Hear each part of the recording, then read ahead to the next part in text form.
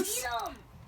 Yes! What is up, guys? So I know it's been a while. I'm back after a very long break.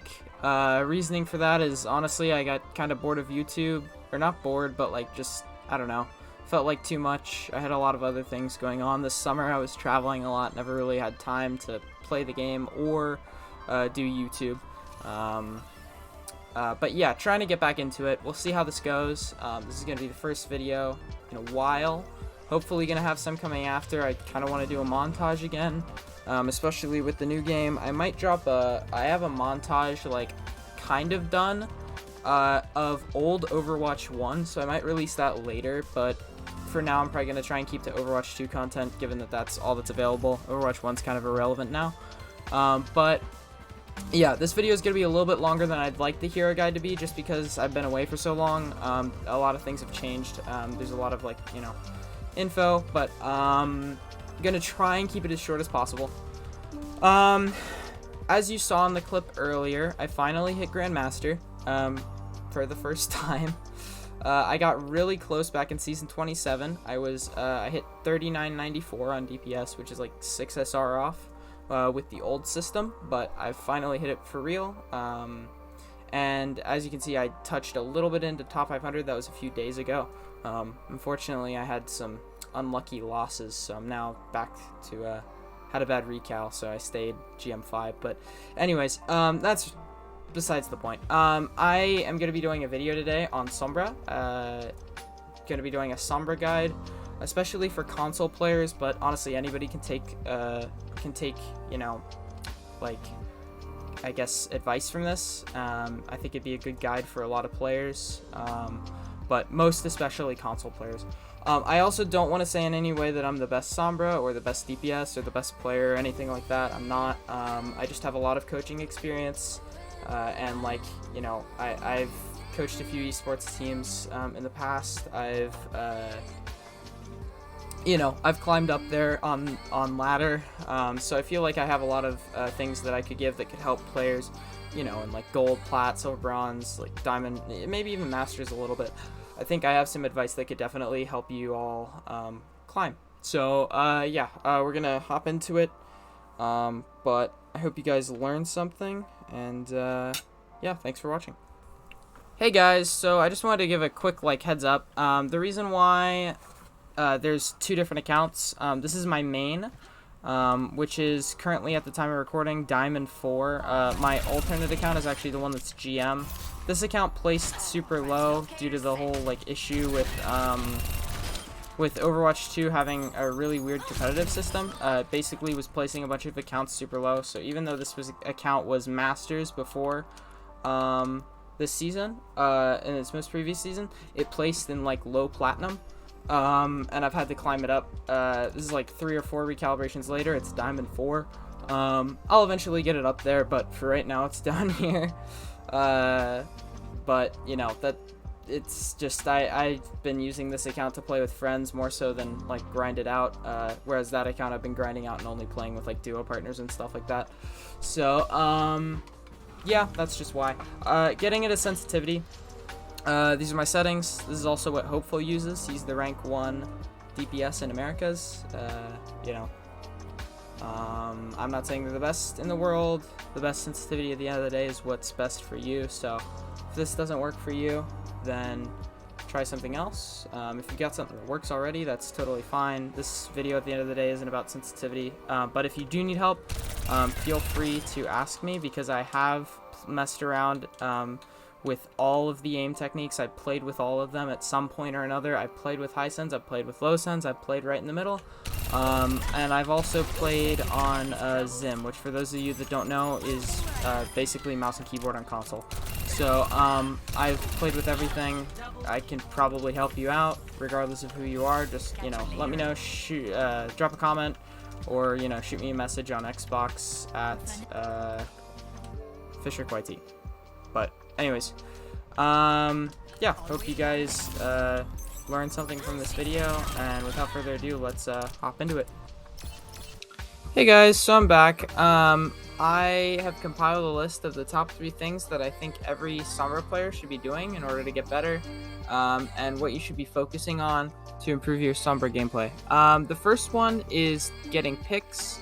I've marked this in red because you're typically going to be doing this when you're attacking, and I think that this is probably the most important thing that you could do, just because it's going to set you apart from most other Sombras that you're playing with. Uh, Many Sombras in the lower ranks, bronze through like low diamond around, are very bad at getting picks at least consistently. The higher you get, they start to get a bit more consistent at getting picks and opening up opportunities. But for the most part, they're going to be focusing on numbers 2 and 3 pretty much exclusively. A lot of Sombras aren't the best at focusing on picks, or they don't have the confidence to commit to a 1v1 scenario, and they'll usually translocate out or TP away before they can actually secure a kill on a DPS or a support because they're just not confident in their ability.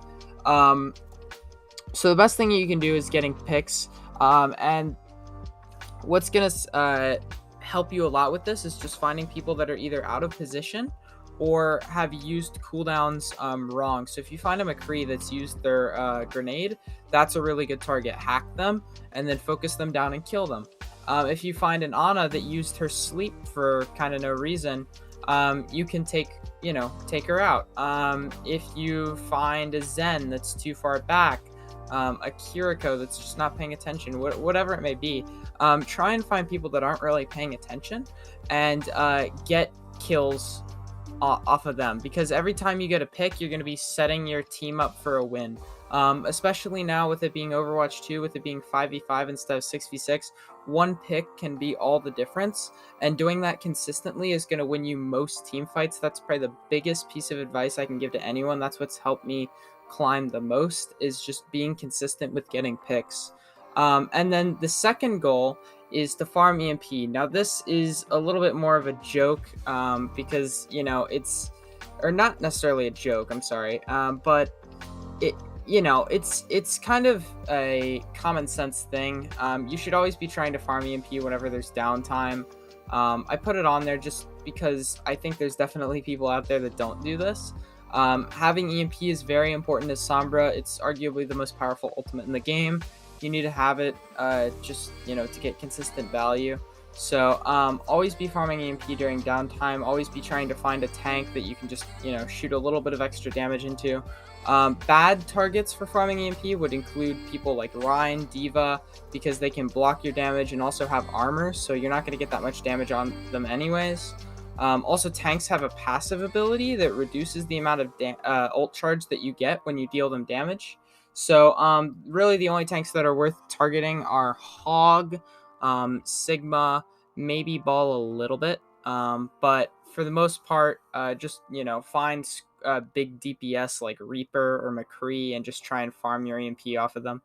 This is something that you should be doing all the time, anytime that you have downtime, but especially if you can't find picks, just always be trying to farm up your EMP. And then number 3 is finally to disrupt. So disrupting is kind of the name of the game with Sombra. And if you can't do 1 or 2, at least do number 3. Number 3 is in blue because you're mostly going to be doing this on defense. There's a lot more opportunities when you're defending on Sombra to disrupt teams because it's a lot easier to disrupt an attack than find ways to disrupt a defense that's already been set up. Not to say that you can't, but these colors, they're more of guidelines. I'm not saying don't try and get picks when you're defending. It's just it's going to be a lot easier for you to do these things, based on the different scenarios respectively. And also purple for number 2 just means you should be doing it all the time. But anyways, number 3 is disrupt, and this just kind of means any way you can disrupt abilities and the timing of a team. So if Orion's going in for a charge, hack him. You could catch him out of position and then follow up with a lot of damage onto him. Let's say a Sigma goes for an ult, goes for a flux. Hack him. You could catch him out of position, follow up with a lot of damage, and also save your entire team. Find any opportunity you can to just stop stop people from getting value. If there's a Genji that is blading, try and catch him out, hack him, get him killed. Disrupting is, it kind of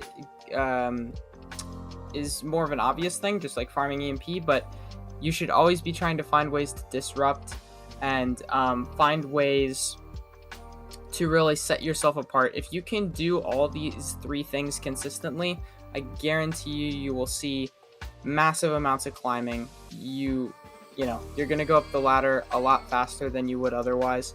And these might be simple things, but they can be hard to execute. So some things I would just recommend is A is probably, find the best routes to go about on the map. Learning the maps and learning all the side routes, all the flanks is going to be very important. B is knowing all of the health pack locations. This is probably the 2 biggest things. Sombra's a very game sense intensive hero, and your positioning is really a big part of why you're going to be effective. So you definitely need to find places where you can hide out in health packs. Find the closest available spot that you can be to a team fight while also being safe. But yeah, just work on your game sense, work on these 3 goals, and I think you're gonna do great. As always, thank you for watching, and let me know if you have anything that I could help you with, anything that you didn't understand. Please feel free to leave a comment about it. I'd love to clear it up and help you out. And if you need any help with sensitivity, you're not quite able to hit those shots to follow up on those hacks, let me know and I can help you out with that as well.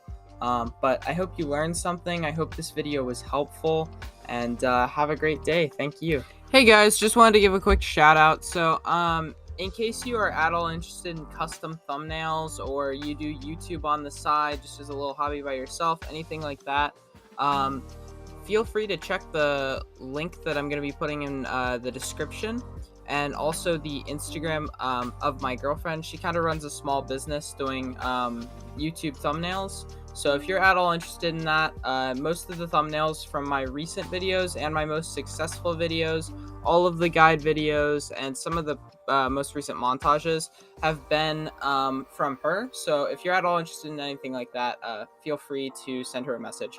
But as always, have a great day. Thank you.